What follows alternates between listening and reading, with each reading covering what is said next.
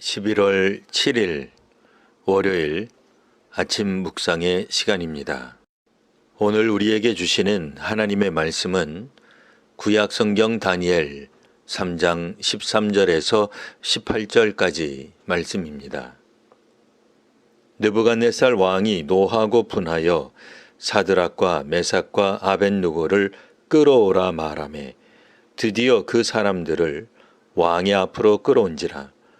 느부갓네살이 그들에게 물어 이르되 사드락, 메삭, 아벳느고야, 너희가 내 신을 섬기지 아니하며 내가 세운 금 신상에게 절하지 아니한다 하니 사실이냐? 이제라도 너희가 준비하였다가 나팔과 피리와 수금과 삼현금과 양금과 생황과 및 모든 악기 소리를 들을 때 내가 만든 신상 앞에 엎드려 절하면 좋거니와 너희가 만일 절하지 아니하면 즉시 너희를 맹렬히 타는 풀무불 가운데 던져 넣을 것이니 능히 너희를 내 손에서 건져낼 신이 누구이겠느냐 하니 사드락과 메삭과 아벳느고가 왕에게 대답하여 이르되 느부갓네살이여 우리가 이 일에 대하여 왕에게 대답할 필요가 없나이다. 왕이여 우리가 섬기는 하나님이 계시다면 우리를 맹렬히 타는 풀무불 가운데에서 능히 건져내시겠고 왕의 손에서도 건져내시리이다. 그렇게 하지 아니하실지라도 왕이여 우리가 왕의 신들을 섬기지도 아니하고 왕이 세우신 금 신상에게 절하지도 아니할 줄을 아옵소서. 아멘. 다니엘이 자신이 꾼 꿈을 말하자 바벨론 느부갓네살 왕은 하늘의 하나님을 높입니다. 다니엘에게 엎드려 절하고 다니엘이 바벨론 온 지방을 다스리게 하였습니다. 다니엘이 요구한 대로 세 친구는 지방을 다스리게 하였습니다. 자기가 꾼 꿈과 해석을 듣자 이처럼 느부갓네살 왕은 다니엘과 다니엘이 믿는 하나님을 인정하였고 다니엘과 친구들은 관리로 세워집니다. 하지만 이런 조치들이 바벨론에서 유다의 하나님을 믿고 따르는 일이 허용된 것은 아니었습니다. 다니엘의 설명을 들었던 느부갓네살 왕은 높이가 30m, 너비가 3m에 이르는 거대한 신상을 만들게 합니다. 그 신상이 자신을 상징하는 것이든 바벨론 주신인 마르둑이든 왕은 신상을 만들어 자기 권력과 통치를 더욱 공고히 하려 합니다.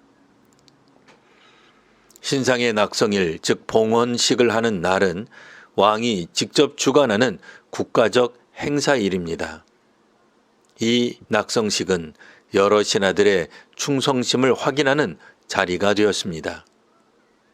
식순에 따라 여러 악기 소리를 들을 때 그 자리에 모인 사람들은 왕이 세운 금신상에게 절해야 했습니다. 만일 이때 절하지 않는 자는 즉시 맹렬히 타는 풀무불에 던져지게 될 것이라 명하였습니다. 모든 사람들은 악기 소리를 듣고 왕이 세운 금신상에게 절하였습니다. 그런데 왕이 내린 명령을 어기고 절하지 않는 사람들이 있었습니다. 그들은 사드락과 메삭과 아벳느고, 즉 다니엘의 친구들이었습니다. 이들이 금신상에게 절하지 않는다는 제보와 고발이 있었습니다. 실제 이들을 조사하니 고발 내용과 같았습니다. 이들에 대한 고발 내용으로 분노한 왕은 이제라도 절하면 좋지만 절하지 않으면 죽게 될 것이라 말하였습니다.